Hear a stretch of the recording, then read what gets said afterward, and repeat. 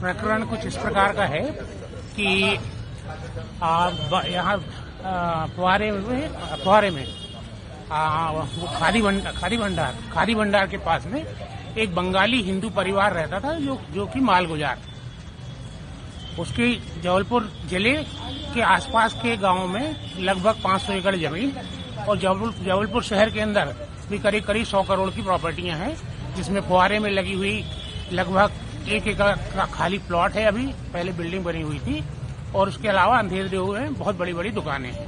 तो इस प्रकार लगभग 500-700 करोड़ की टोटल उस परिवार की प्रॉपर्टी थी, जो कि बंगाली हिंदू महिला थी।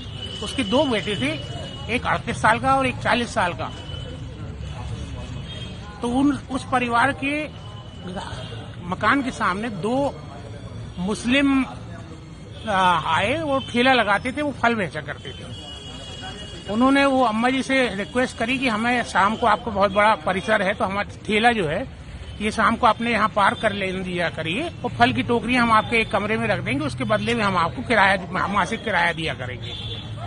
वो ऐसा इस प्रकार से उनसे घनिष्ठता बनाई और in due course of time, समय के साथ में पहले एक लड़का की संदिग्ध परिस्थितियों में मौत हुई, जवान लड़के की 38 साल के। उसके बाद उनके दूसरे लड़के की भी 40 साल में संदिग्ध परिस्थितियों में मौत हो गई।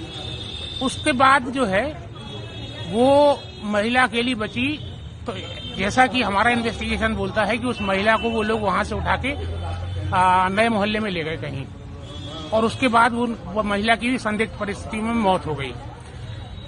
उसके बाद जब ये मौत हो गई तब उन मॉमडेंस के पास में 2 रजिस्टर्ड विल उस महिला की मिली, जिसके आधार जिसमें ये लिखा था कि जितनी भी चल संपत्ति उस बंगाली परिवार की है वो सारी की सारी उन फल ठेले वालों को वो उनको विल करती हैं।